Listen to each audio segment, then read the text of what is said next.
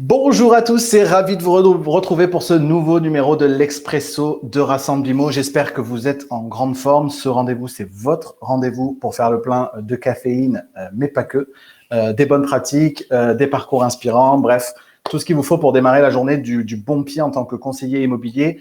Comme d'habitude, faites-nous un petit coucou dans le chat, en commentaire. Dites-nous que vous êtes bien avec nous. Je suis encore une fois ravi que vous soyez fidèles à ce rendez-vous. Faudrait que je les compte, les interviews, mais on doit être pas loin de la centaine. Donc, c'est cool. Voilà, je suis super content, en tout cas, de vous retrouver de nouveau pour un mardi matin en votre compagnie. Voilà, je vois que ça se connecte gentiment. Je regarde également sur le téléphone que tout soit bien lancé. Et puis, comme ça, vous allez pouvoir interagir avec nous pendant ce live qui s'annonce intéressant. Je vous rappelle la petite règle habituelle. Vous avez un lien qui se trouve dans le descriptif de ce live sur lequel je vous invite à cliquer pour que je puisse afficher votre nom et votre photo de profil lorsque vous interagissez avec nous, que je sache à qui je m'adresse lorsque vous interagissez avec nous pendant ce live. Voilà. Bon, ben, en tout cas, bienvenue à tous pour ce nouveau numéro. Je suis super content d'accueillir Vincent ce matin. Vincent, le temps que les uns et les autres nous fassent un petit coucou, est-ce que tu peux rapidement te présenter? Je vois que tu as ton café, donc c'est parfait, tout va bien. J'essaie d'être dans le thème de l'émission. Je m'appelle Vincent Pavanello, j'ai 27 ans, je suis dans le secteur de l'immobilier résidentiel, mais aussi tertiaire depuis maintenant 5 ans, avec, disons, deux casquettes, enfin deux angles d'attaque. Bonjour Valérie, je vois les premiers messages. Ouais. Le premier, c'est une casquette plus, disons, intellectuelle, au sens où j'essaie de pas mal, enfin, j'ai beaucoup écrit au cours des 5 ans sur plein de sujets dans l'immobilier. Ça va des nouvelles méthodes constructives, ou plus récemment, on en parlera à l'arrivée sur le marché de l'intermédiation de nouveaux acteurs, ou en tout cas d'acteurs qui prennent des parts de marché importantes. Mais j'ai écrit aussi beaucoup d'articles, des rapports plus ou moins commandés par les pouvoirs publics. Enfin, j'essaye d'avoir une contribution au débat public parce que j'avais fait le constat il y a 5 ans que parfois, il y avait un manque de littérature sur certains enjeux du secteur immobilier. Okay. Et donc, j'essaye de me positionner et d'émettre des avis. Et ça, c'est ce que je fais assez régulièrement. Et ma deuxième casquette, c'est une casquette plus business, puisque j'ai une boîte de conseil depuis 3 ans. J'accompagne une dizaine de dirigeants du secteur, plutôt des promoteurs, plutôt des asset managers. Okay. Et puis, plus récemment, le lancement, on en parlera aussi, j'imagine, d'une nouvelle société qui s'appelle la Maison des mandataires. Comment, Vincent, on en vient à faire tout ça? C'est quoi le parcours, en fait? Comment on en vient à faire tout ça? 2 années de classe préparatoire à Saint-Étienne. Moi, je suis auvergnat d'origine. Okay. J'arrive à Paris en 2014 pour faire une école de commerce, dans laquelle je reste en fait assez peu de temps, puisque au bout de 8 mois, 1 an, je décide d'aller travailler et donc de plus aller en cours. Et donc, j'ai commencé à travailler dans l'immobilier, c'était fin 2015. Okay. Plutôt à l'étranger, plutôt dans les pays d'Europe de l'Est. Et puis, je suis revenu à Paris début 2017. Fin 2016, début 2017, et je me suis dit que j'allais continuer dans cette voie. Et donc après, c'est des opportunités, un peu de travail quand même, et puis une complémentarité avec entre mes deux casquettes, puisque je monétise grâce à ma boîte de conseil une expertise que j'ai développée grâce à mes activités, j'allais dire, d'écriture au sens large. Donc c'est comme ça que les deux modèles se répondent et que l'activité se développe depuis 4-5 ans. Ok. Vincent, tu nous parlais de l'initiative La Maison des mandataires, mais on est là aussi pour parler du rapport que tu as écrit. Est-ce que tu peux nous en dire plus du coup sur le lien qui se trouve entre ce rapport et cette nouvelle structure? Le rapport, peut-être, pour rappeler sa genèse, hein, c'est que j'ai fait le constat, je connaissais assez bien les grands dirigeants, enfin les dirigeants des grands réseaux, et on a fait le constat commun à l'automne qu'il était plus qu'urgent de faire œuvre de pédagogie sur ce qu'étaient ces réseaux, leur fonctionnement, leur poids économique, en quoi ils répondaient aussi à une demande sociétale très forte, un désir d'indépendance. Je pense qu'on en parlera aussi. Ouais. Et donc, en octobre-novembre, on s'est dit que ce serait intéressant que je puisse prendre la plume pour essayer de faire œuvre de pédagogie. C'est ce que j'ai fait. Et puis, au fur et à mesure que la date de publication du rapport arrivait, je me suis dit que au-delà de simplement l'avoir écrit, j'allais le signer, le porter dans les médias et au fond, être une des personnes qui porte la parole, on va dire, de ce segment de marché. Et j'ai accepté cet engagement-là avec plaisir parce que je trouve que c'est intéressant. Et en plus, quand on écrit c'est valorisant aussi de pouvoir défendre ce qu'on a écrit sur plus long terme. Et c'était un petit peu l'opportunité qui m'a été offerte. Et donc, pour structurer un petit peu, j'allais dire, cette démarche post-sortie du rapport, j'ai décidé effectivement avec mon frère associé de lancer la Maison des mandataires, qui est une communauté de mandataires immobiliers indépendants, qui aujourd'hui se matérialise par un site internet, une newsletter, un webinar par mois, beaucoup d'interventions dans les médias pour défendre la profession et l'expliquer. Et puis demain, par beaucoup d'autres choses et beaucoup d'autres contenus sur lesquels on travaille aujourd'hui. Voilà un petit peu. Donc, vous pouvez aller sur le site maisondesmandataires.com. Du coup, Vincent, quand tu dis défendre les mandataires ou le statut ou ce segment-là, comme tu le dis, il faut être attaqué. Et de quoi est-ce que ce segment, finalement, a été attaqué ces dernières années? Moi, je pense que la nature a horreur du vide. Et comme les grands réseaux n'avaient pas fait ce travail de pédagogie, je pense, et de transparence, parce qu'ils étaient occupés par d'autres choses, hein, c'est pas une critique, mais aussi parce que ils avaient une taille à l'époque qui leur permettait d'être encore un petit peu sous les radars. Forcément, cela a laissé le champ libre aux détracteurs et qui ne se sont pas gênés pour dire tout le mal qu'ils pensaient de ces modèles-là. Donc, les gens qui attaquaient sont plutôt des représentants des agences traditionnelles. Et les critiques classiques, on les connaît, j'essaie d'y revenir dessus. Ça va du manque de compétences, sur lequel là aussi j'essaye de montrer qu'il y a un effort de formation massif qui est fait depuis quelques années. Et je pense qu'une grosse partie, entre guillemets, du retard a été comblée. Et le problème de compétences se pose également dans les agences physiques, malheureusement. Ils en sont d'ailleurs assez conscients en off. Deuxièmement, le fait qu'il y ait très peu de ventes par mandataire. Ça aussi, j'essaie de démonter un peu cet argument dans le rapport en expliquant que en prenant les 135 000 ventes ou les 130 000 ventes qui sont faites chaque année et en le ramenant sur une base des 40 000 mandataires, ce n'était pas un calcul qui était honnête parce que dans les 40 000 mandataires, il y en a 10 000 qui viennent d'arriver. Donc, il ne faut pas les comptabiliser en mandataires actifs. Il y en a au moins 20% sur les 30 000 qui sont à mi-temps. Et donc, il faut ramener ça sur une base équivalente en plein, ce que je fais. Et on voit que le nombre de ventes par mandataire, il augmente considérablement. Et ce travail-là d'analyse un petit peu fine, je pense qu'il n'avait jamais été fait. Et puis, la troisième critique, disons, c'était les mandataires, les réseaux de mandataires, c'est l'ubérisation de l'immobilier. Là aussi, je trouve que c'est assez fragile intellectuellement d'aller là-dessus. J'essaie d'analyser ce qui est une plateforme avec 5 critères dans le rapport et je montre qu'il y a certains critères qui sont communs entre le modèle Uber qu'on a tous en tête et ce que font les grands réseaux, mais qu'il y a aussi de grandes différences. Pour n'en citer qu'une, Uber apporte des clients à ses chauffeurs. Donc, si Uber n'est pas content avec son chauffeur, il n'aura plus de clients, hein, pour simplifier. Là où dans les réseaux de mandataires, les mandataires sont totalement responsables d'aller chercher eux-mêmes leur mandat et d'exécuter leur vente. Donc, c'est un rapport de dépendance commerciale qui n'est pas du tout le même. Et donc, voilà, les principales critiques, il y en aurait d'autres, mais le rapport essaye en partie de répondre point par point à ces quelques objections. Super. Merci en tout cas, Vincent, pour ça. Salut Ori, salut Cédric. Salut Martin, du coup. N'hésitez pas à vous approprier encore une fois ce live, à poser toutes vos questions à Vincent. C'est presque le moment ou jamais, chez moi en tout cas. Donc, n'hésitez pas à commenter et à poser vos questions. On a déjà Ori, c'était sûr, qui allait rentrer dans l'arène. Je voudrais, avant qu'on prenne la question et le commentaire d'Ori, justement qu'on revienne sur ces différents mythes que tu as cherché à déconstruire, ou pas d'ailleurs dans le rapport, ou en tout cas avec le regard le plus objectif possible, je pense. D'abord, j'ai trouvé ce rapport très, très intéressant. Il est là, il est surligné dès qu'il est sorti. Je vous invite vraiment tous à aller le lire parce que je pense que c'est intéressant même du point de vue culture professionnelle et je trouve que beaucoup de conseillers immobiliers indépendants font pas toujours cet effort de s'acculturer au contexte dans lequel ils travaillent et le rapport ne parle pas que des mandataires mais de leur contexte général. Donc, ça part aussi des agences traditionnelles, des modèles dits low cost, etc. Donc, on pourra y revenir. Vincent, je voudrais qu'on revienne justement sur quelques-uns des sujets que tu as abordés là. Le sujet qui sont liés, le sujet du recrutement et de la reconversion. 2 sujets sur lesquels je voudrais qu'on revienne parce que ce que tu partageais un petit peu là, je me souviens l'avoir vécu pour la première fois il y a 2 ans ou 2 ans et demi sur une de mes vidéos où on m'a fait comprendre que j'étais juste là pour former d'anciens bouchers.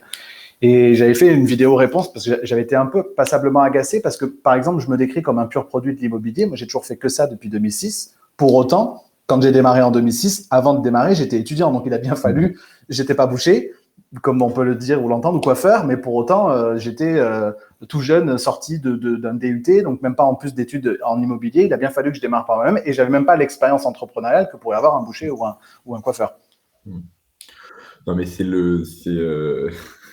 c'est toujours un peu le truc marrant qu'on rappelle, c'est que par définition, avant d'être agent immobilier, on est autre chose. Enfin, on est étudiant, on est trop jeune, on est boucher, on est dans l'industrie. Et en fait, c'est pas une industrie dans laquelle il y a une hiérarchie très forte. Donc, en fait, on ne devient pas agent immobilier ou négociateur immobilier après 10 ans d'un job qui serait sous-négociateur, qui en fait n'existe pas. Donc, par définition, il y a un moment où on devient négociateur alors que la semaine avant, on ne l'était pas. Donc, pour moi, c'est un argument qui a très peu de valeur. Sur le sujet de la reconversion, moi, j'essaie de le prendre dans l'autre sens et de dire que la force des grands réseaux de mandataires, c'est d'offrir une opportunité de reconversion à des coûts très réduits.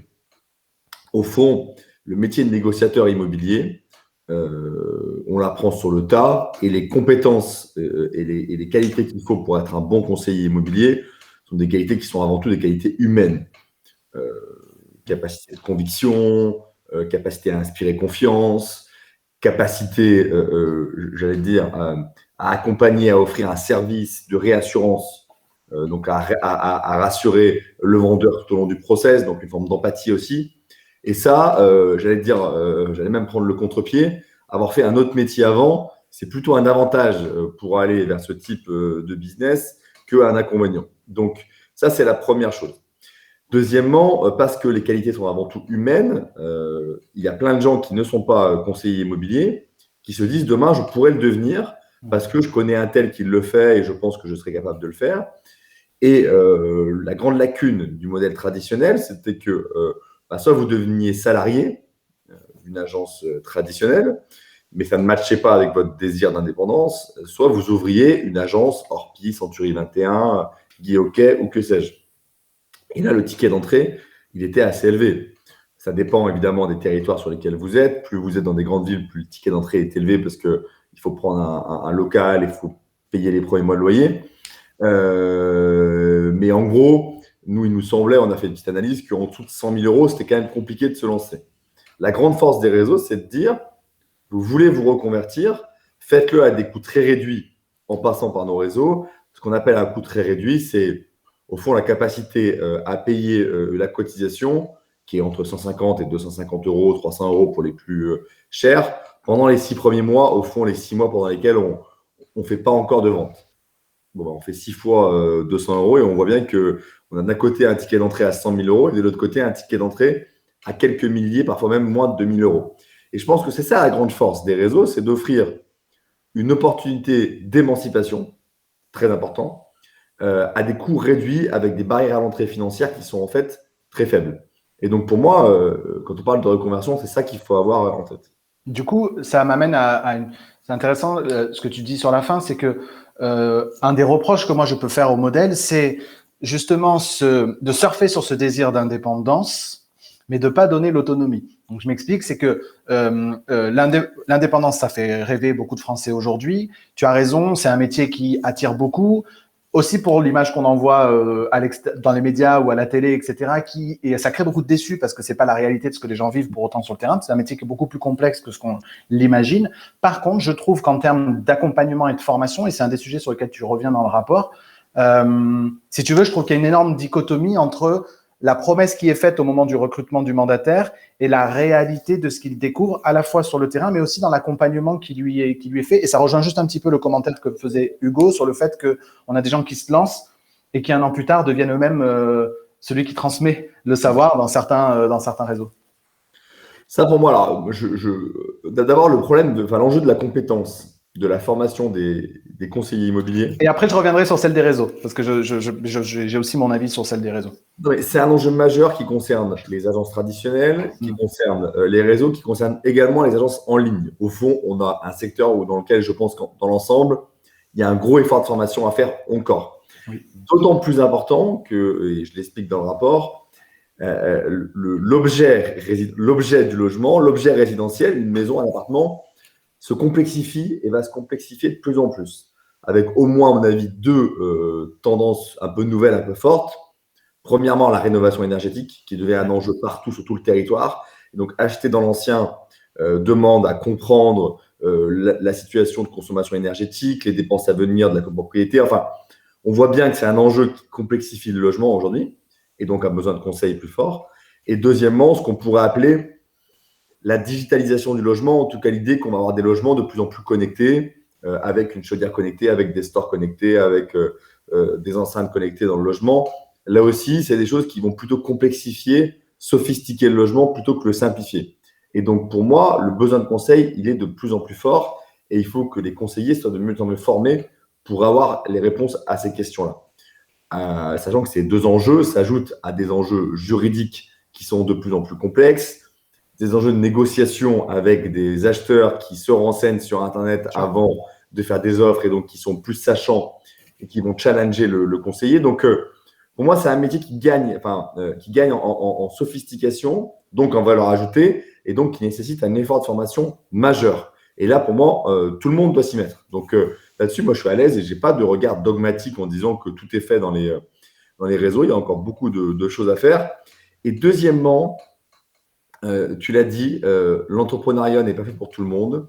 Moi, j'aime bien la définition de Jean-Baptiste Say, qui était un économiste français, qui a créé l'école de commerce que j'ai fait d'ailleurs, qui disait, au fond, la meilleure définition de l'entrepreneur, c'est des coûts certains et des revenus incertains. Et pour moi, c'est exactement les mandataires. Il faut payer la cotisation chaque mois, donc le coût, il est certain, et les revenus, ils sont incertains. Et tout ça, je pense qu'il y a aussi des compétences psychologiques qui sont presque du développement personnel à acquérir.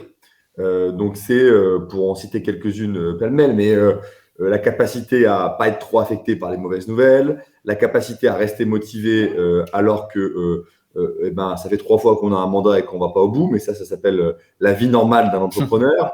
La capacité de conviction. Pour moi, en fait, les bons conseillers immobiliers, c'est une capacité quand même à convaincre vendeurs et acheteurs et à inspirer confiance. Et ces compétences-là, on peut les avoir de manière un peu innée. Je pense que dans la plupart des cas, on va les acquérir. Et donc, ce que j'ai essayé d'expliquer dans un article d'ailleurs récemment, on peut avoir des doutes le soir quand on se couche, mais pas le matin quand on va en rendez-vous.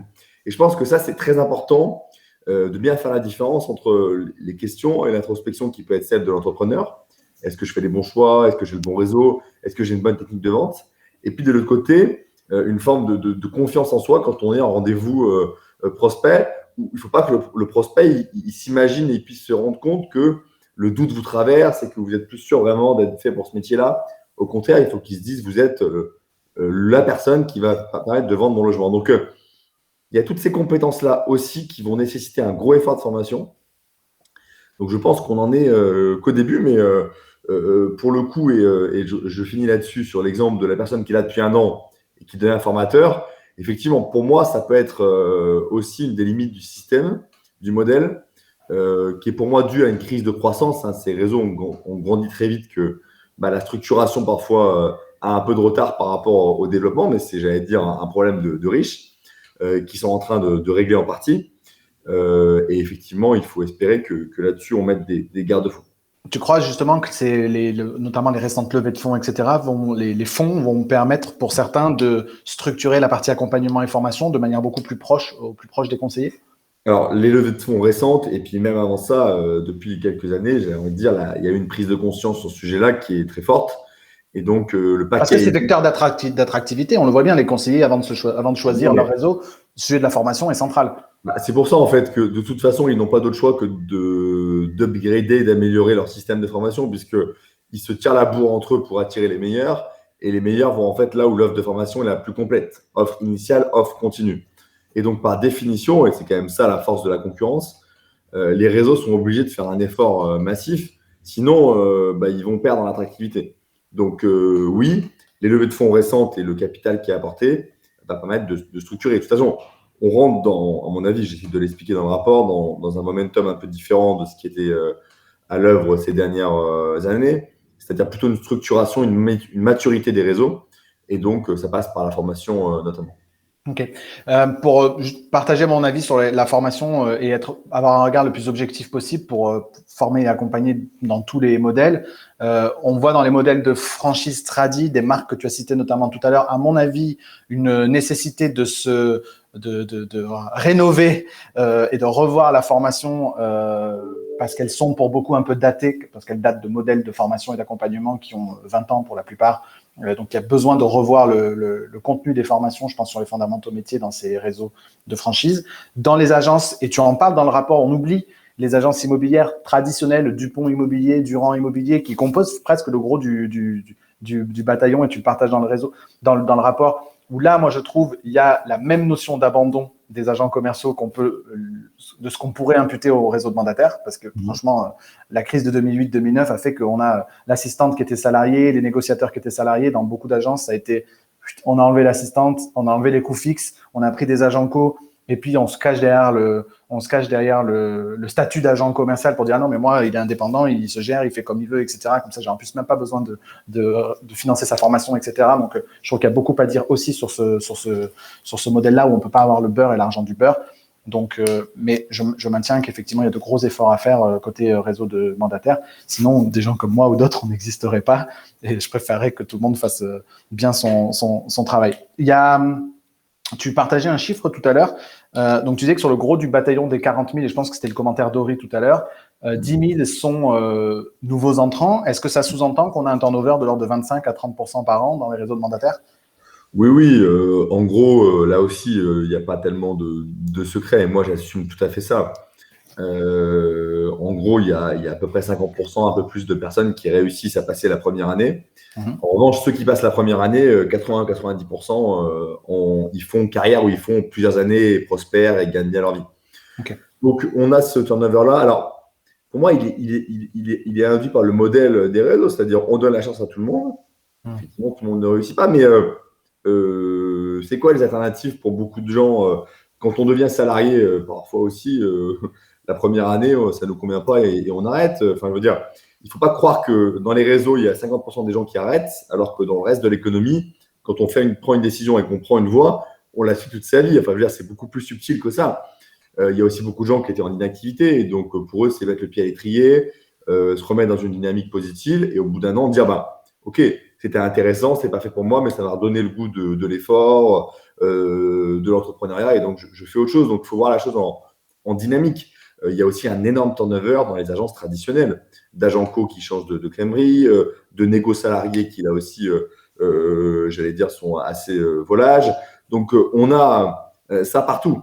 Il faut essayer de le réduire. Donc, peut-être faire des filtres un peu plus importants à l'entrée, en se disant, OK, on sait maintenant qu'il y a des gens, de par leur parcours, de par leurs compétences, de par leur personnalité, sont vraiment pas faits pour ce business-là. Il faut qu'on arrive à l'identifier pour ne pas leur faire perdre de temps. Il faut améliorer la formation, on en a parlé, pour qu'encore une fois, il n'y ait plus ce qui transforme. Mais il ne faut pas chercher le zéro turnover. Parce qu'un business avec zéro turnover, c'est un mauvais business. Ça veut dire qu'en fait, parce que en fait, on saurait faire, les réseaux sauraient faire zéro turnover. Hein. Au lieu de recruter, je sais pas, IAD de recruter 5 000 personnes par an ou 4 000, bah, s'ils avaient recruté 100 triés sur le volet, ils auraient zéro turnover. Mais le business n'aurait pas la croissance qu'il a aujourd'hui. Donc, il ne faut pas viser le zéro turnover. Il faut peut-être essayer de le diminuer un peu, mais encore une fois, c'est une opportunité d'émancipation qui ne convient pas à tout le monde. Il faut être à l'aise là-dessus. C'est pas grave. Après, encore une fois, tu parlais de off tout à l'heure. En off, les patrons de réseaux de franchise ne citeront pas le turnover, y compris dans les réseaux de franchise, mais qui sont quasi similaires à ceux qu'on peut constater dans les réseaux de mandataires, de l'ordre à 20. Je me suis déjà entendu dire, on est content chez nous, on n'a que 20% de turnover. Donc, je pense qu'on est d'accord de ce point de vue-là. Je voulais aborder un autre sujet, qui est le sujet, justement, tu en parlais un petit peu tout à l'heure, des cotisations, des redevances payées par les mandataires. On entend souvent dire, oui, mais en gros, les réseaux, en fait, vivent sur les cotisations et les redevances. Donc, en fait, rien à cirer du niveau de performance du mandataire, puisque le modèle économique tient essentiellement sur cette récurrence de revenus liée à la redevance. Bah, là, pareil. Mais moi, ce qui m'inquiète, c'est que cette critique a prospéré, alors que franchement, elle n'était pas difficile à contrecarrer. Moi, j'ai pris le chiffre d'affaires des grands réseaux. En cumulé, ça fait à peu près 1 milliard. et j'ai fait la somme des cotisations annuelles et ça fait à peu près 60 millions. Donc, ça veut dire que la fameuse source de rémunération sur laquelle ils vivent, c'est 6% de leur chiffre d'affaires. Et plus les réseaux sont gros, plus la part des cotisations est faible. D'accord? Donc, c'est pour moi une objection qui n'a pas de sens. C'est pas du tout là-dessus qu'ils font la marge. Et en plus, si on regarde et si on rentre dans le détail du business model, même si là aussi, il faudrait affiner, en gros, les cotisations, c'est pas là-dessus qu'ils gagnent de l'argent, puisque en face, il y a quand même beaucoup de frais de siège, de service. Dans les cotisations, on a toute la part des annonces gratuites sur les portails, mais ça, c'est quelque chose qui est facturé après aux têtes de réseau. Donc, il faut en plus très peu de marge là-dessus. Donc, c'est peu de chiffre d'affaires et très peu de marge et encore moins de marge. Et puis, sur le principe, une fois qu'on a dit ça, moi, je ne suis pas choqué par le fait qu'il y ait une palette de services qui soit apportée par les réseaux et qui justifie une rémunération. Et là encore, il y a une telle concurrence entre les réseaux pour avoir le package le plus compétitif que je ne crois pas qu'il y ait vraiment de gens qui exagèrent et de tarifs qui soient totalement excessifs. Et d'ailleurs, il n'y a pas vraiment de nouveaux entrants qui challengent là-dessus. Il y a quelques nouveaux entrants qui challengent sur la part qu'ils reversent, avec des commissions qui peuvent aller au-delà des 70, mais pas vraiment sur la cotisation. D'ailleurs, est-ce que tu penses que si cette part est si faible dans les réseaux, qu'on peut arriver vers un quasi zéro redevance à terme chez les grands notamment? Après, là, ça fait appel à des notions de marketing, de pricing, qui dit quand même que ce qui est gratuit n'a pas de valeur. Donc, il y a un côté un peu engagement aussi de la part des mandataires. C'est que l'idée, c'est pas de devenir conseiller Safety ou Capifrance, de rien payer, et puis de se dire, bon, je lui mettrai dans 6 mois. Parce que là, on va gonfler les chiffres, j'allais dire, sans raison et sans raison valable, et de manière exagérée. On va avoir des gens qui ne sont pas engagés, alors que quand même, en mettant quand même cette pression de la cotisation, on est sûr que les gens vont directement se mettre au boulot. Ça garantit l'engagement. Je rebondis sur le commentaire d'Hugo sur les 3 heures par jour. Hein, et il dit, au fond, il ne faut pas laisser croire aux gens qu'il faut bosser 3 heures par jour et qu'on va devenir riche. Bon, bah, moi, je suis 100% d'accord avec ça. C'est-à-dire que c'est un métier, encore une fois, de terrain, de conviction, d'effort psychologiquement difficile, où les vendeurs, en fait, peuvent vous mettre en concurrence avec vos pairs et il n'y a pas de secret. Mais c'est vrai de beaucoup de métiers. Hein. Je ne connais pas beaucoup de métiers où on peut travailler 3 heures par jour. Donc, et ce qui serait intéressant, Vincent, de regarder par rapport à ça, c'est est-ce que cette prétendue communication qui pourrait être faite, est-ce qu'elle émane des têtes de réseau ou est-ce qu'elle émane des gens qui recrutent, dont ce serait l'intérêt de recruter parmi leurs équipes, on parle de parrains, etc. Est-ce que la communication finalement, et est-ce que c'est pas un sujet d'ailleurs qu'on pourrait aborder, c'est la perte de contrôle qui peut être liée à la communication par rapport à la communication du réseau? Je crois que les réseaux sont assez clairs et de plus en plus clairs sur, au fond, j'allais dire peut-être le revers de la médaille, en tout cas l'idée de dire c'est super l'indépendance, c'est super l'émancipation, c'est super avoir de patron, c'est super une organisation plus horizontale, mais tout le monde ne va pas réussir. Il faut effectivement une bonne dose de motivation. Là où je pense qu'il y a un vrai enjeu, c'est quand même que dans ce secteur, et on le sait, il y a un certain nombre de ce que moi j'appelle des margoulins, c'est-à-dire des gars qui font croire sur YouTube ou ailleurs que le métier de conseiller immobilier est un métier effectivement dans lequel on gagne 10 000 euros par mois en travaillant 3 heures par jour, si ce n'est pas 3 heures par semaine. Et eux font beaucoup de mal au secteur parce qu'ils instillent des fausses idées, ils mettent des paillettes dans les yeux des gens et en fait, ils créent, j'allais dire, des attentes qui sont trop grandes et qui seront forcément déçues. Donc, pour moi, la responsabilité, elle est aussi à tous ces influenceurs à droite à gauche du secteur qui n'ont parfois pas un discours de vérité. Heureusement, Sébastien, qu'il y a des gens comme toi qui, j'imagine, ont pour le coup un discours plus réaliste en disant oui, c'est possible. Hier, j'étais au téléphone avec un gars d'IAD qui gagne 10 000 euros par mois. Non, mais c'est pas hier soir à 20h. Donc, pas il y a 3 mois. Et chaque jour, j'en vois. Donc, ça existe. Et puis, beaucoup gagnent très bien leur vie, plusieurs milliers d'euros par mois. Mais ça a été au prix de beaucoup d'efforts, de beaucoup de formations, de constitution d'une équipe, de maillage du territoire, de bouche à oreille, de création de confiance. Enfin, les gars qui gagnent 10 000 euros par mois, ils sont partenaires du club de foot du coin, ils organisent des apéros avec des vendeurs potentiels, ils sont sur les réseaux sociaux. Enfin, il n'y a pas de secret, je veux dire. Hein. Honnêtement, ils sont pas chez eux en train d'attendre le client. Ils sont très proactifs. Donc, c'est possible, mais encore une fois, ça demande vraiment un effort et puis un travail. Donc, voilà. Olivier, je te promets, il faut vraiment que tu viennes en interview. Enfin, parce que Olivier, il vient à chaque interview juste pour la blagounette. Non, mais continue, Olivier, c'est cool. Justement, il y a une question intéressante de David Moiseau tout à l'heure. Enfin, David, tu as fait 2-3 commentaires très intéressants. Le premier, c'est sur la formation, ok, mais l'accompagnement au fil du temps, c'est encore plus important. La mise en œuvre de cette formation, elle est indispensable. Je pense qu'on est raccord sur ce sujet-là, David en tant que formateur, moi-même et Vincent. Par contre, David a un commentaire sur les coûts de fonctionnement. On était sur le sujet de la redevance, sur comment se répartit finalement le coût de fonctionnement du siège. Tu parles dans le rapport de 1 salarié au siège pour 40 mandataires à peu près, c'est ça? Ce qui répond un peu à la question. Hein. Donc, pardon, je ne veux pas faire un calcul trop subtil et ça va dépendre d'un réseau à l'autre. Mais si on dit qu'il y a une cotisation moyenne à peu près à 200 euros et qu'on en suit 40, ça veut dire qu'il y a 8 000 euros de cotisation par collaborateur, en gros.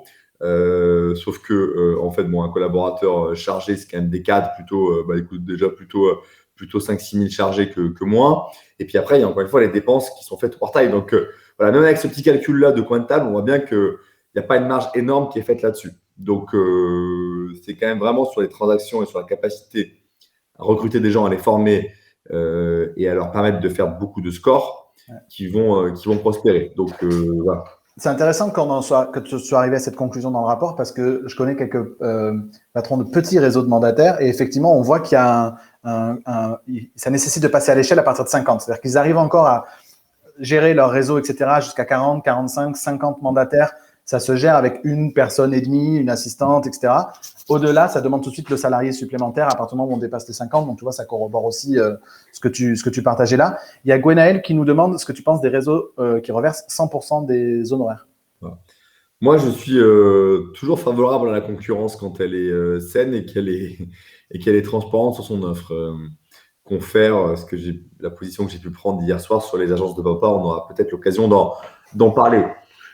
Sur les réseaux à 100%, je pense que c'est un modèle qui peut aussi exister. Je m'entends très bien avec le dirigeant de Meilleur Bien et je trouve que c'est intéressant le modèle. Alors, en réalité, ce n'est pas un vrai 100% puisque en fait, il y a une cotisation qui est un peu plus importante que dans les réseaux tradis. Et puis, il y a en fait un petit fees fixe qui est pris quand même à chaque transact. Donc, le 100 est plutôt 95 que 100, je dirais. Et je pense que les gens qui ont ce modèle seraient assez d'accord avec moi. Simplement, comment dire, je pense que en allant vers ces réseaux-là, je pense que l'avantage, c'est qu'on gagne plus à chaque rémunération. Par contre, le réseau n'a pas les moyens de faire une campagne de publicité de notoriété, n'a pas les moyens de développer des outils en interne. Mais c'est un arbitrage comme un autre. Enfin, Safety est en train de faire une campagne télé. En fait, s'il y avait un modèle à 100%, ils n'auraient pas les moyens de la faire. IAD ou Capifrance ont développé plein d'outils informatiques. C'est intéressant. Ils n'auraient pas les moyens de le faire s'ils étaient à 100%. Donc, encore une fois, ça va s'adresser à des profils un petit peu différents aussi. Quelqu'un qui connaît parfaitement son territoire, qui a une grande expérience dans le métier de conseiller immobilier, qui a un fonds de commerce quasiment sur son nom. Moi, si je me suffis à moi-même, pourquoi pas aller vers un truc à 95% ou 90% ou d'autres modèles qui vont émerger. Si en revanche je me lance, j'ai besoin de la puissance d'une marque nationale, je vais plutôt aller vers un gros réseau. Ça s'appelle la concurrence et chaque modèle a vocation à prospérer. Donc moi, je trouve que tout ça est plutôt intéressant. Je voulais revenir sur le commentaire d'Ori. Ori, si tu peux préciser ta question sur, tu dis, c'est un peu ce qui me dérange dans ton discours. Je trouve que le combat n'est pas entre réseau, agence, mais présenter les réseaux comme un tout uniforme ne permet pas quelque chose de fin. Du coup, c'est parce qu'on a… J'imagine qu'Aurélie, la question, c'est qu'on ne peut pas faire l'effort de granularité entre dans les réseaux, y compris dans les réseaux de mandataires. Comme on vient de le partager là, il y a plein de modèles différents, des petits, des gros, des détenus par des actionnaires institutionnels, bref, j'imagine que c'est à ce sujet-là que tu veux revenir, Aurélie, mais n'hésite pas à repréciser ta question. Tu parlais, Vincent, c'est toi qui l'as fait, c'est pas moi, des agences de papa à l'instant. J'ai moi-même aussi un petit peu écrit là-dessus hier, parce que si on veut faire le buzz aujourd'hui sur les réseaux sociaux, il faut parler des agences de papa, parce que ça fascine ce modèle. David également en parlait quand il parlait de Marton. On a déjà vu émerger à plusieurs reprises cette tentative de pénétrer le marché de la transaction immobilière par des frais fixes low cost, entre guillemets. Tu en as parlé hier. Est-ce que tu peux nous dire ce que tu en penses? Je te partagerai peut-être mon hypothèse aussi. Moi, ce qu'il faut rappeler, c'est que je suis un libéral, je suis pour la concurrence. Confère la réponse que je viens de faire à la question précédente. Je trouve que c'est toujours intéressant quand il y a des modèles nouveaux qui émergent. Mais là, j'ai deux problèmes sur les agences de papa, au moins deux problèmes. Le premier, c'est que je pense qu'ils se définissent comme une agence immobilière, et donc, c'est-à-dire comme une boîte dans laquelle il y a des conseillers immobiliers qui accompagnent les vendeurs dans le process de vente. Alors pour moi, c'est plutôt du PAP++, donc c'est une offre d'accompagnement pour des gens qui veulent faire du PAP, et c'est pas honteux, et c'est bien que ça existe, j'ai pas de problème avec ça. Simplement, il faut le dire, et en fait, quand on regarde les avis clients, notamment sur le site Trustpilot des agences de papa, les gens disent, bah, en fait, mauvaise expérience parce qu'on m'a vendu un accompagnement, alors qu'en fait, j'ai un gars au téléphone qui m'aide à mettre mes annonces sur le bon coin, qui m'accompagne, mais il n'y a aucune présence terrain.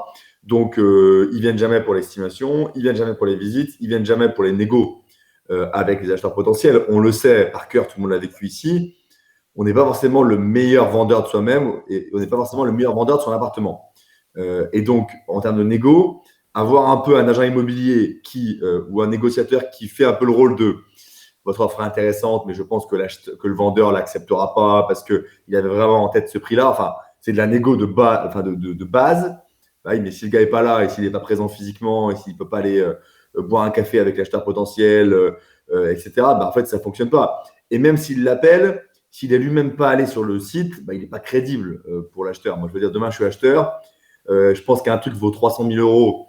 Je fais une offre à 300. Il y a un mec au téléphone qui a jamais vu l'appart qui me dit non, Vincent, ça vaut 320 000. Je lui dis, t'es bien gentil, mais je parle pas avec toi. Je parle avec le vendeur qui connaît son bien et je vais avoir des arguments en me disant, il y a le problème de la terrasse, il y a le problème du balcon. Et puis, tu sais, il faut faire des travaux dans le garage. Enfin, on a une vraie discussion immobilière. Donc, le gars qui n'est pas là, il n'est pas là. Donc, ça, c'est le premier problème que j'ai. C'est quand même le côté un peu erreur sur la marchandise et puis agence immobilière qui n'en est pas une, en fait. Et du coup, 2 000 euros, c'est pas cher pour une agence, mais c'est cher pour un accompagnement PAP.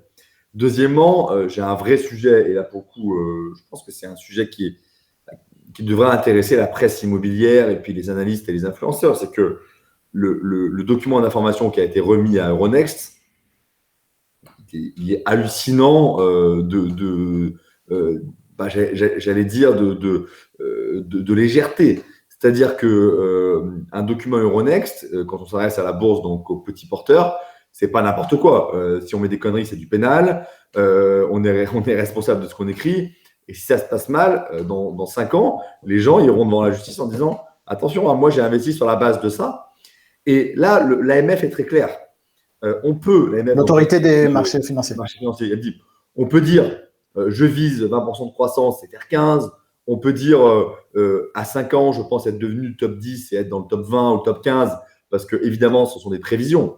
Mais là, sur les perspectives de croissance, qui est quand même de dire d'ici 2 ou 3 ans, je suis numéro 1, non, mais c'est une plaisanterie. Numéro 1, ça veut dire faire à peu près 4 500, 5 000 ventes par mois comme IAD. C'est ça que ça veut dire. Aujourd'hui, ils font 50 ventes par mois, les amis des agences de papa, au mieux. Donc, en fait, c'est un truc qui est totalement non crédible. Personne n'y croit, c'est n'importe quoi. Donc, il y a quand même une vraie volonté de duper, à mon avis, et ça, c'est quand même assez grave. Deuxièmement, dans l'objectif de rentabilité, en fait, c'est une boîte qui a perdu 400 000 balles en 2020, qui va en perdre, à mon avis, encore plus en 2021. Et je ne vois pas comment le modèle escalade, puisque le modèle consiste quand même à avoir quelqu'un au téléphone qui accompagne, qui conseille. Et ces modèles de conseil au téléphone et d'accompagnement, c'est des modèles à marge faible et qui ne sont pas scalables. C'est-à-dire qu'en fait, il faudra toujours plus de conseillers au téléphone pour gérer ça. Mais comme un modèle de conseiller immobilier, ce n'est pas un modèle qui est par définition très scalable. Enfin, je veux dire, il faut être sur le terrain et donc plus vous faites de ventes, plus vous avez de gars. Donc, je n'ai pas de problème avec ça. Mais là, une boîte qui ne gagne pas d'argent, c'est un vrai sujet. Donc, j'ai un problème de positionnement et j'ai un problème de perspective de croissance et de rentabilité. avec quand même une valo de 24 millions d'euros, de 23 millions d'euros, qui est celle qui est retenue pour l'introduction en bourse, qui pour moi n'a aucune justification, qui montre la folie de ce qu'est le moment de marché en ce moment. Et moi, je m'étonne que personne ne remette en cause ce modèle. Donc, ça, c'est ça. Pour autant, et peut-être pour finir sur une note plus positive, et c'est ce que je dis hier soir, c'est que les modèles à prix fixe sont des modèles intéressants à analyser. Je pense qu'ils ont une pertinence dans certaines métropoles où les biens sont très liquides, très faciles à vendre. Aujourd'hui, vendre un bien à Lyon, à Toulouse, à Bordeaux, à Paris, évidemment, c'est assez facile. Il y a beaucoup, beaucoup de demandes. Et donc là, c'est quelque chose d'assez fluide. Je crois que le pricing qui peut fonctionner, c'est plutôt un pricing entre 5 et 7 ou 8 000 euros, à condition de développer et de mettre beaucoup d'argent dans le développement informatique des outils, ce qu'ils sont en train de faire tous. Donc voilà, le truc, c'est plutôt de dire attention à ce modèle agence de papa, où, à mon avis, il y a quand même beaucoup à dire. Pour autant, analysons, regardons ce qui est fait de bien dans les agences en ligne, Liberkeys, Haussmann, Propriou, et essayons de s'en inspirer. Sur le sujet des agences de papa, est-ce que tu crois qu'il y a quelque chose qui nous échappe sur la manière de monétiser autrement que par la transaction immobilière? Par exemple, j'imagine, parce que je sais qu'il y a une acquisition de leads très très forte tous les mois par les agences de papa, un peu à la manière d'un paper nest, mais en amont, c'est-à-dire je vais t'habiller avec le courtage, le déménagement, ton contrat d'électricité, de gaz, etc. Non mais moi, encore une fois, je ne veux pas être trop péremptoire, c'est-à-dire que peut-être que je me trompe, c'est possible. Mais ton sujet, c'est l'information en l'état de ce qui est Oui, prévu. C'est plutôt ça. parce que, moi aussi, je vais monter une boîte et puis je vais vous dire, les gars, ça vaut 50 millions. Aujourd'hui, je ne gagne pas d'argent sur mon business model 1, mais vous allez voir ce que vous allez voir sur mon business model 2. Je vais voir la meilleure boîte du monde. Bon, peut-être vous allez me dire, écoute, développe ton business 2 puis reviens nous voir, quoi. Okay. Moi, sur le concept et intellectuellement, l'idée de dire que on peut faire des revenus complémentaires en vendant d'autres choses, oui, pourquoi pas. C'est ce que font tous les conseillers immobiliers, tous les modèles, d'aller vendre des trucs de déménagement, d'assurance, de courtage. J'ai pas de difficulté avec ça.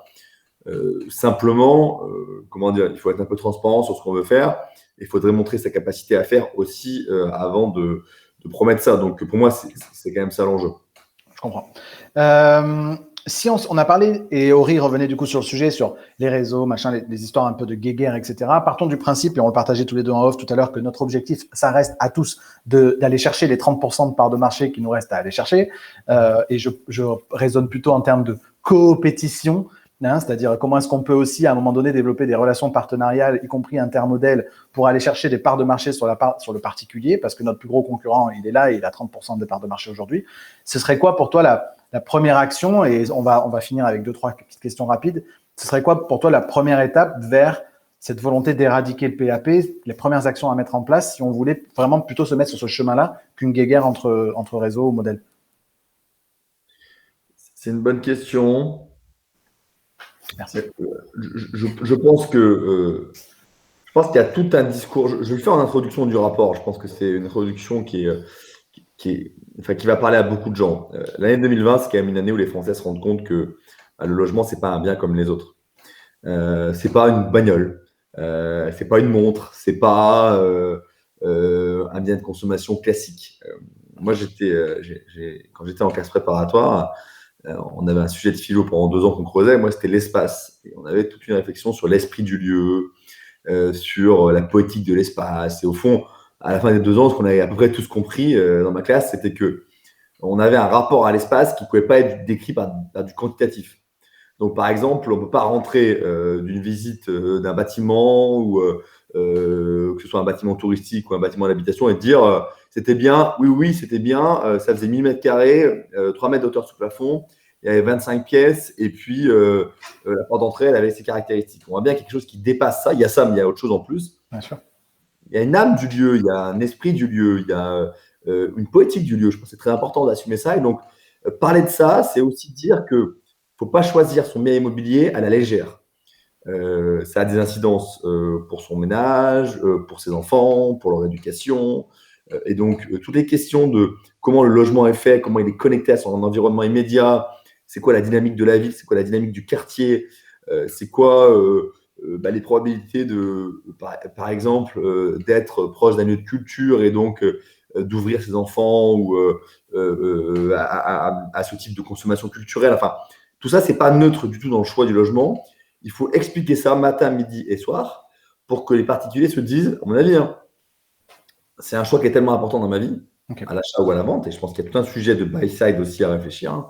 Je pense que le marché peut avoir cette offre-là demain d'accompagnement à l'achat, que je vais me faire accompagner par quelqu'un qui a une compétence et par quelqu'un qui aura un regard extérieur. Me dire, attendez, monsieur le vendeur ou monsieur l'acheteur, je commence à vous connaître un peu, on a beaucoup échangé.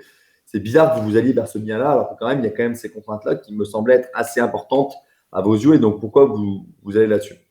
Et donc, moi, je pense qu'il faut rappeler encore une fois cette sophistication du logement pour dire qu'il y a un besoin de conseil. Il faut rappeler que quand on se trompe dans l'acquisition d'un logement, en fait, on le paye assez cher. C'est-à-dire que les gens disent j'ai acheté à 100, les prix n'ont pas bougé, donc je pourrais toujours revendre à 100. Oui, sauf qu'au passage, tu auras payé les frais d'agence, tu auras payé les frais de notaire, et donc l'aller-retour, il te coûte très vite quelques dizaines de milliers d'euros. Donc, il ne faut pas se tromper quand on fait un choix résidentiel. Donc pour moi, c'est ça qu'il faudrait rappeler pour justifier, pour mettre en avant la pertinence de l'intermédiation.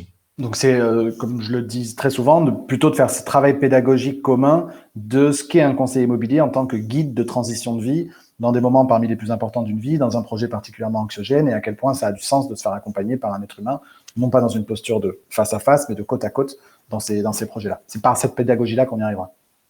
Exact. Super. Vincent, pour conclure, deux petites questions rapides. Et puis, si vous avez d'autres questions ou d'autres commentaires, profitez-en pendant ce temps-là. C'est quoi pour toi le conseiller immobilier idéal en un mot? C'est quoi sa qualité numéro 1? C'est la capacité de conviction. Okay. Il faut le lire. Là, pardon, je fais une petite digression, mais il faut lire les bouquins sur les hommes politiques de premier plan, et notamment sur Macron, là, dont j'ai oublié, mais qui est sorti il n'y a pas très longtemps. Mais tous les bouquins sur Macron expliquent ça. Et une de ses grandes qualités, c'est que les gars arrivent dans son bureau, ils sont remontés à bloc.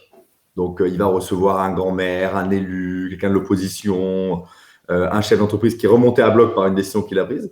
Et il ressort 45 minutes plus tard et il se dit bon, je comprends les arguments, effectivement. Et Macron a une expression pour ça. Il dit lui, je l'ai harponné. C'est-à-dire qu'il a le côté, en fait, voilà, il est venu avec beaucoup de priori négatifs, mais il a regardé droit dans les yeux, avec quelques arguments bien sentis. Je lui ai parlé un langage qu'il peut comprendre et je l'ai retourné, en fait. Et je pense que c'est un peu ça. C'est-à-dire que souvent, vous allez voir un prospect qui, a priori, n'a pas forcément envie de passer par un intermédiaire, qui vous reçoit ou qui vous prend au téléphone par politesse. Et ben, c'est à vous de le retourner. Et donc ça, pour moi, c'est un vrai sujet qui va avoir un impact sur votre capacité à capter des mandats. Donc, il faut être un bon harponneur. Ok. Dernière question, est-ce que tu as une ressource à recommander aux conseillers immobiliers, un livre, par exemple, que tu leur conseilles? Alors, il y a plein de littérature, et toutes les littératures sont intéressantes. Pardon, je vais faire un peu… Moi, j'ai écrit un livre qui s'appelle L'immobilier demain, qui reprend pas mal, qui fait la synthèse de pas mal de transformations et d'évolutions du secteur. Pour ceux qui veulent attendre, je sortirai un bouquin sur le logement à la rentrée en septembre, qui s'appellera sûrement Habiter autrement, qui reprend pas mal de thèmes qu'on a là. Dans lequel, là aussi, je pense que vous trouvez pas mal de ressources qui vous donneront des billes sur comment convaincre un vendeur de vous confier un mandat, comment convaincre un acheteur, comment inspirer confiance. Il y aura tous ces sujets-là dedans. Donc, je dirais ça. Et si je dois être un peu moins auto-centré, il y a un bouquin que j'aime bien qui s'appelle La ville pour tous de Romain Rivaton, notamment pour les conseillers qui sont dans les grandes métropoles, qui explique comment les métropoles sont quand même devenues des machines à attirer des talents, des emplois, des opportunités, et qui concentrent de plus en plus de richesses. Donc, c'est assez intéressant. Donc, je citerai aussi La ville pour tous. Super. Vincent, merci infiniment pour ces presque 50 minutes passées ensemble. Je vous invite vraiment à aller télécharger le rapport. On peut le trouver où, le rapport exactement, Vincent? Sur le site de la Maison des Mandataires, on peut le trouver, donc maisondesmandataires.com. Okay. Sinon, il faut me suivre sur les réseaux, LinkedIn, Facebook, par mon nom, Vincent Pavanello. Vous trouverez facilement normalement le lien vers le rapport, ou alors m'écrire vincent@maisondesmandataires.com. Donc voilà, je suis tout à fait dispo pour échanger avec vous. S'il y a des sujets, merci à tous ceux qui ont participé à cette visio. David nous dit il est super son rapport. Voilà, merci, nous dit Cédric. Voilà. Merci encore une fois à tous de votre fidélité à ce rendez-vous. Vincent, merci infiniment pour le temps accordé. C'était très chouette. Merci beaucoup. On se retrouve semaine prochaine pour un nouveau numéro. J'ai pas encore l'invité, mais il y en a 2-3 qui sont sur la liste. Donc, vous inquiétez pas, on se retrouvera quoi qu'il arrive mardi prochain à 9 h pour un nouveau live. On a encore une fois quelques beaux invités qui arrivent dans les semaines qui viennent. Vincent, encore une fois, merci beaucoup. On se retrouve très, très vite. Et puis, à bientôt. Merci à toi. Bonne journée. Merci.